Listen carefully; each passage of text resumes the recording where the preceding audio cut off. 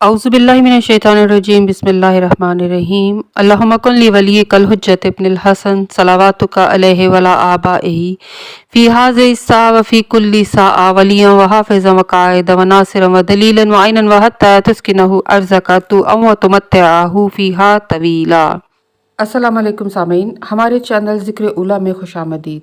मैं आज आपके सामने इल्लामा लाजपाल हुसैन की तसनीफ़ दर तक़वा से इक़्तिबास पेश कर रही हूँ, जिसका बुनियादी मकसद आपकी खिदमत में ऐसा इल्म बयान करना है जिससे लोगों में ऐसा शऊर बेदार हो कि जिससे शयातीन की चालों, हरबों और गुमराह कुन ख़यालात से बचा जाए।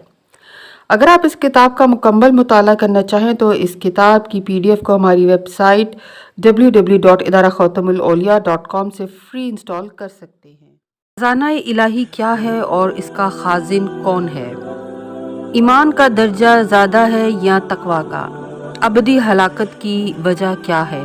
खुशू से क्या मुराद है? हजूर कल्ब के लिए कौन सी बात अहम है? तकवा का पहला मर्तबा क्या है?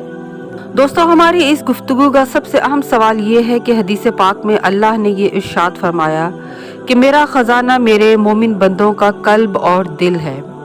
अब सवाल ये पैदा होता है कि कल्ब और दिल में ख़जाना छुपा हुआ है, जिसकी शर्त अव्वल साहिब ने ईमान होना है, और ईमान से तकवा एक दर्जा बुलंद होता है। लिहाजा इस ख़जाने का ताल्लुक बंदा मोमिन से होता है। अब ये ख़जाना हीरे, जवाहरात और किसी मादी करेंसी का नहीं है।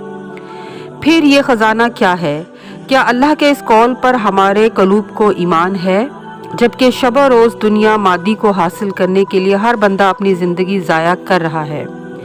इस ख़जाना इलाही का खाजिन कौन है? एक तरफ खालिक का फरमान है कि मैं छुपा हुआ ख़जाना था, फिर उसकी पहचान शहादा मासूमीन के ज़रिए हुई। दोस्तों, अल्लाह ताला हर बंदे के कल्ब और दिल को वो दरवाज़ा करार देता है कि जहाँ से एक रास्ता बातिन का आलमे बाला की तरफ जाता है, जहाँ उसका ख़जाना नूरे हुज्जत दौरा की सूरत में छुपा हुआ है। खुशनसीब अज़ल वो है कि जो इस खाजिन और ख़जाने तक रसाई पाए। लिहाजा तकवा वो अहम सिफ़त है कि जो हमें नूरे हुज्जत दौरा की निगाहों में पसंदीदा और महबूब बनाता है। इमाम जाफ़र सादिक अलैहिस्सलाम का फरमान है कि अल्लाह ताला ने हज़रत मूसा को वही की कि इंसान मेरा कुर्ब महरमात से परहेज़ करके किसी और चीज़ से हासिल नहीं कर सकता। यकीनन मैं बहिश्ते अदन को उसके लिए मुबाह करार दूंगा और किसी दूसरे को वहाँ नहीं जाने दूंगा। यानी साबित हुआ कि महरमात से परहेज़ करना खालिक को किस कदर पसंद है कि जन्नत जैसे हसीन ठिकाने को उस बंदा मोमिन की आखिरी क़यामगाह करार दिया है।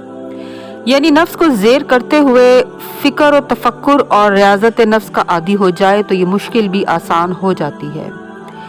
इसलिए हम रोज़मर्रा में ऐसे अमाल करते हैं जिसमें हमारा नफ्स हमारा कीमती वक्त चुराता है और हमें अल्लाह की याद से गाफिल कर देता है।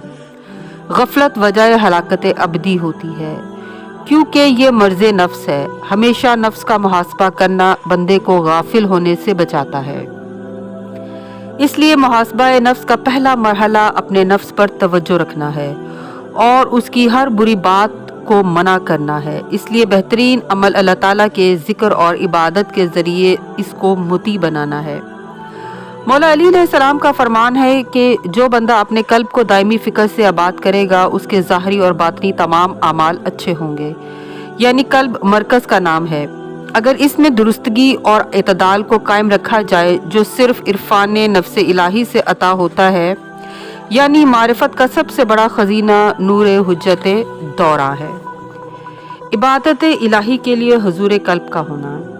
खुशू से मुराद कल्ब का अपने मालिक हकीकी की तरफ हर लम्हा राब्ते में रहना है, और अगर यही सूरत इबादात में पैदा हो जाए तो बंदा कामिल अब्द बन जाता है। इमाम ज़ैनुल आबिदीन अलैहिस्सलाम मसरूफ़ नमाज थे और आपको खबर मिली कि इमाम बाकिर जो अभी कम सिन थे कुएं में गिर गए। आपकी वालदा ने शोर मचाया, यब्ना रसूलुल्लाह, मोहम्मद बाकिर कुएं में गिर गए, खबर लीजिए। आप इसी तरह मसरूफ़ नमाज रहे, लेकिन मादर बाकिर बेचैन रही। कभी कुएं के पास जाती, कभी आपके मसल्ले के पास आती। जब आप इबादत से फारिग हुए तो कुएं पर तशरीफ़ ले गए। बाइजाज़े इमामत बच्चे को कुएं से बाहर निकाला, जो बिल्कुल सही और सालिम हालत में बाहर निकले। इमाम ने फरमाया, तुम्हें मालूम है कि मैं इस वक्त किसकी बारगाह में था? अगर मेरा आका नाराज़ हो जाता तो क्या होता? ہمارا مقصد صرف مالک کی خوشنودی ہے۔ اگر اس رضائے الہی میں ہمارا کوئی بھی نقصان ہو جائے، یعنی بچے کی موت کے خیال میں کیوں پریشان ہوتا۔ اس روایت سے ثابت ہوتا ہے کہ حضور قلب میں صبر اہم ہے۔ ابلیس اور نفس امارہ کی کوشش ہے کہ انسان بے صبرا ہو جائے، اسی لیے شیطان سے بچنا ضروری ہے۔ ہر کام سے قبل اعوذ باللہ من الشیطان الرجیم درگاہ الہی میں حاضر ہونے سے پہلے بحضور قلب کہیں، تاکہ انسان جس ذات سے کلام کرنا چاہتا ہے اس میں شیطان حائل نہ ہو۔ تقویٰ ایک منزل نہیں بلکہ اس عظیم قرب نورانی تک پہنچنے کا ذریعہ ہے۔ اسی لیے خالق نے بہترین لباس انسان نفسی کا تقویٰ قرار دیا ہے، جو نفس کے تمام عیوب کی سطح پوشی کرتا ہے۔ تقویٰ کے بہت سے مراتب میں سے مرتبہ اول کفر سے بچنا ہے، کیونکہ کفر باعث دخول جہنم ہے۔ حجت ظاہریہ کے انکار کا نام کفر ہے، یعنی حجت باطنیہ عقل جب تابع نفس امارہ ہو جاتی ہے تو پھر انسان کفر اختیار کرتا ہے۔ دین کی اصل حجت الہیہ ہے۔ اس کائنات میں اول کافر ابلیس ملعون ہے، جو خود گمراہ ہوا تو اس نے دنیا کو گمراہ کرنے کی قسم کھائی۔